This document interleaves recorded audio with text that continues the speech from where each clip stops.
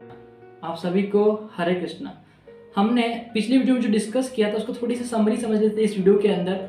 उसके बाद इस वीडियो की स्टार्टिंग करता था कि इस वीडियो से उस वीडियो का एंगेजमेंट और जो कनेक्टिविटी होनी चाहिए हो जाए और आपको भी आसानी से समझ पाए, आसानी से अंडरस्टैंड कर पाओ कि वाकई में क्या हो रहा है इस वीडियो के अंदर और पिछली वीडियो में क्या समझाएगा। क्योंकि एक्चुअली भगवत गीता जो है ना, हर इंसान को पढ़ना चाहिए, हर इंसान को समझना चाहिए और ये कोई धार्मिक ग्रंथ न लेकर इसे एक अद्भुत ज्ञान की किताब समझना चाहिए। क्योंकि ये एक गॉड गिफ्टेड ऐसी पुस्तक है या ऐसी बुक है जो आसानी से लोगों को नहीं मिलती और इसमें जो ज्ञान है, जो नॉलेज है ना, वो आसानी से नहीं मिलता है ना। इसलिए इसको पढ़कर, इससे समझकर जो जो लोग इसको जीवन में उतारते हैं ना, उनका जीवन हमेशा सफल है यार। अब क्योंकि मैंने पढ़ने के बाद इस चीज़ को रियलाइज़ किया और उसके लिए मैंने सोचा कि क्यों ना इस ज्ञान को आप तक भी पहुँचाया जाए वीडियो के फॉर्म में, ताकि आप आराम से बैठकर इस चीज़ को समझ सकें और मेरे साथ इससे संबंधित क्वेश्चन डिस्कस कर सकें, ताकि आपके भी क्वेश्चन क्लियर हो जाए और आपके अंदर जो डाउट्स होते हैं लाइफ को लेकर वो भी क्लियर हो जाए, है ना। इसलिए तो हमने पिछले वीडियो में डिस्कस किया था कि जो किस प्रकार कौरवों ने शंख वगैरह बजाए तो उससे क्या प्रभाव हुआ उस युद्ध भूमि में, कुरुक्षेत्र के अंदर, धर्म भूमि के अंदर। उसके बाद पांडवों ने शंख बजाए, है ना। तो पांडवों ने जो शंख बजाए उससे क्या प्रभाव हुआ, उससे सामने वाले जो दुश्मन की सेना थी, जो है ना, जो पांडवों के अगेंस्ट खड़ी थी, धृतराष्ट्र की सेना, मतलब दुर्योधन की सेना, कौरवों की सेना, कौरव जो उनके सामने खड़े थे युद्ध करने के लिए, तो फिर वो जो जब पांडवों ने बजाया ना शंख, तो उससे जो पांडवों ने सब लोगों ने अलग अलग प्रकार से शंख बजाए थे पांडवों ने, और उससे जो ध्वनि उत्पन्न हुई, उससे जो ध्वनि से जो उत्पन्न हुआ, उस ध्वनि से जो इन्वायरमेंट पर इफेक्ट पड़ा और सामने जो दुश्मन थे, मतलब जो कौरव थे, और दुर्योधन पर जो प्रभाव पड़ा, वो एक विलीन करने वाला, हृदय को चुभने वाला था। एकदम जो इतना उत्साह था कौरव सेना के अंदर और दुर्योधन के अंदर युद्ध को लेकर, वो सारा डाउन पड़ गया, वो सारा डाउन हो गया, सब मतलब वो विश्वास कम पड़ गया। ऐसा क्यों हुआ? क्योंकि जो लोग धर्म, नीति और न्याय का साथ देते हैं ना, वो उनके अंदर बहुत सारा बल होता है। भले ही इसमें देखो, समझने की बात यह है कि दुर्योधन के पास 11 अक्षरवाणी सेना थी, मतलब एक अक्षरवाणी सेना के अंदर लगभग 21,870 रथ होते हैं, 21,870 रथ और 21,870 ही हाथी होते हैं और 65,410 घोड़े होते हैं और 1,09,335 50 पैदल सैनिक होते हैं, है ना।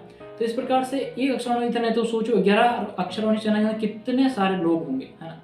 दुर्योधन की तरफ से इतने सारे लोग थे फिर भी, और पांडवों की सेना में इस सात अक्षरवाणी सेना थी और इधर दुर्योधन के पास 11 अक्षरवाणी सेना। 7 कहाँ 11, बहुत सारा फर्क है। फिर भी उनको कमजोरी फील हुई, कहीं ना कहीं उनको उनका जो सेल्फ कॉन्फिडेंस था, आत्मविश्वास था, वो डाउन हुआ। उनके शंख वादन से, उनकी जो ध्वनि निकली थी, जो साउंड निकली थी पांडवों की शंखों से और बाजों से। क्योंकि इसमें यह समझने की इसलिए ज़रूरी बातें हैं कि जो अपन समझते हैं लाइफ को लेकर, अपनी लाइफ में भी ऐसा होता है कई बार। देखो, यहाँ समझने, छोटी छोटी चीज़ समझनी पड़े तो बहुत अच्छी बात है अगर समझ में आती है तो। जो अन्याय और अनीति और अधर्म और ऐसे पाप, ऐसे लोगों का साथ देते हैं ना, पापी कुकर्मी लोगों का साथ देते हैं ना, तो वो पहले से ही सेल्फ कॉन्फिडेंस, मतलब आत्मविश्वास सबसे कमजोर होते ही हैं। उनका हृदय भी कमजोर होता है, वो खुद भी कमजोर होते हैं और मानसिक तौर से पूरी तरीके से अपने आप खुद के लिए, खुद की नज़र में खुद ही गिरे हुए होते हैं। तो इसलिए इतने कम सेना होते हुए भी उधर इतना एक बड़ा इफेक्ट क्रिएट करवाना, क्योंकि उसमें नीति थी, उसमें धर्म था, उसमें श्री भगवान का, कृष्ण जी का साथ था, है ना। क्योंकि वो धर्म का साथ दे रहे थे भगवान कृष्ण, और अर्जुन भी उसी पक्ष में थे। पांडव पूरे धर्म में थे, नीति पर थे और अपने हक की लड़ाई लड़ रहे थे। इसलिए उनके अंदर इतना सेल्फ कॉन्फिडेंस था कि उनके साथ वो इस तरीके से बिहेव कर पाए।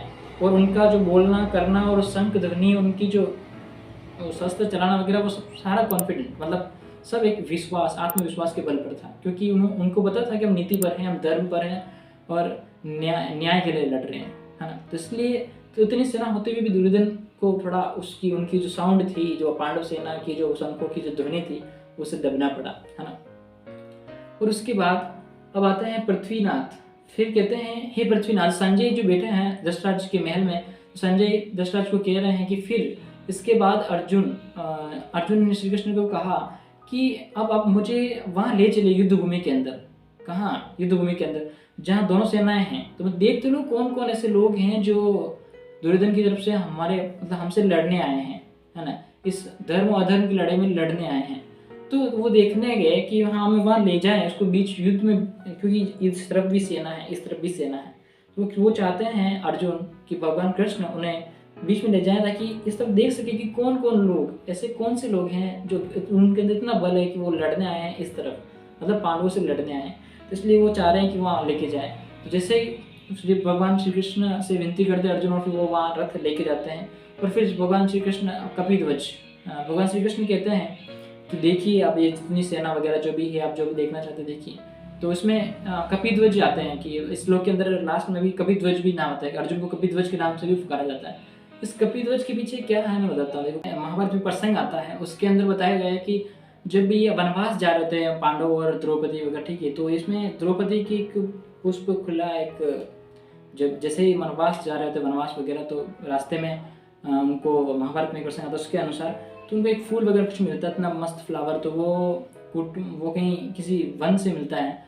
तो वहाँ वन कुबेर का खजाना वगैरह, हाँ तो कुबेर जी का वन वगैरह वहाँ से कैसे आता है। तो फिर भीम को बोलते हैं कि मेरे लिए और ऐसे फूल लेके आओ, काफ़ी अच्छा था, मस्त था, एकदम बढ़िया सा, मस्त संतुष्ट करने वाला, अच्छा लगने वाला, खुशबू वगैरह एकदम प्यारी प्यारी सी। तो इस प्रकार से फिर भीम बोले चलो मैं लेके आता हूँ। तो वो लेने जाते हैं उस फूल को, है ना।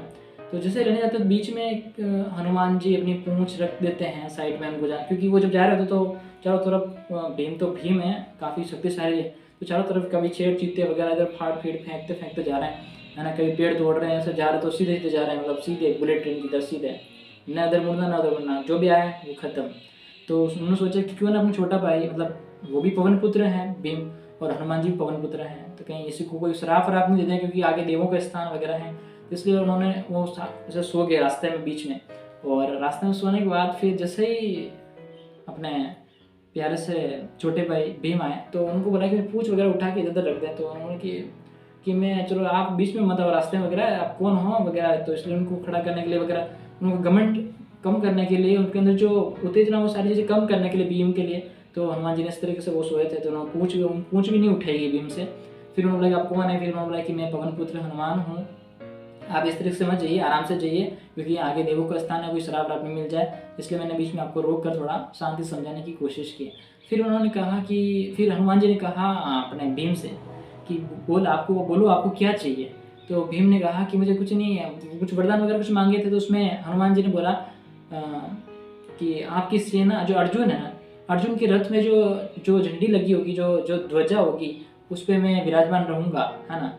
और आप जब चिंगाड़ोगे ना, भीम जब चिंगाड़ेगा कैसे हाँ करके एकदम से शेर की तरह, तो उसमें मेरी चिंगाड़ भी और मिक्स होगी, तो मतलब और ज़्यादा जोर से चिंगाड़ पाएंगे यूँ।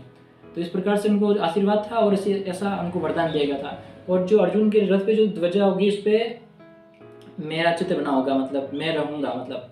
तो फिर इसलिए हनुमान जी का चित्र वहाँ रहता है, इसलिए अर्जुन को कपिध्वज भी बोलते हैं, है ना।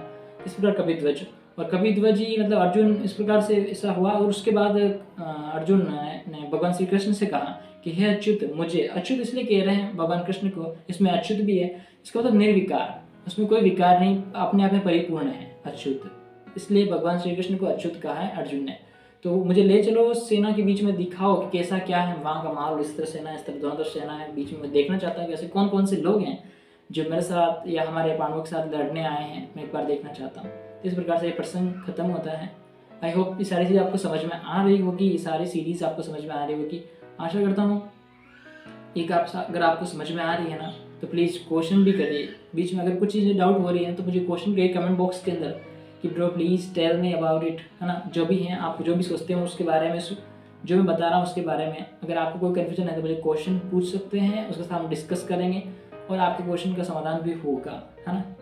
तो आई होप आप सारी चीज़ें पसंद कर रहे होंगे, ऐसे ही आपका प्यार और सदैव आपका आशीर्वाद बना रहे। ठीक है, मिलते हैं अगली वीडियो में ऐसी उमंग और उत्साह के साथ। तब तक के लिए आप सभी को दिल की गहराइयों से हरे कृष्णा।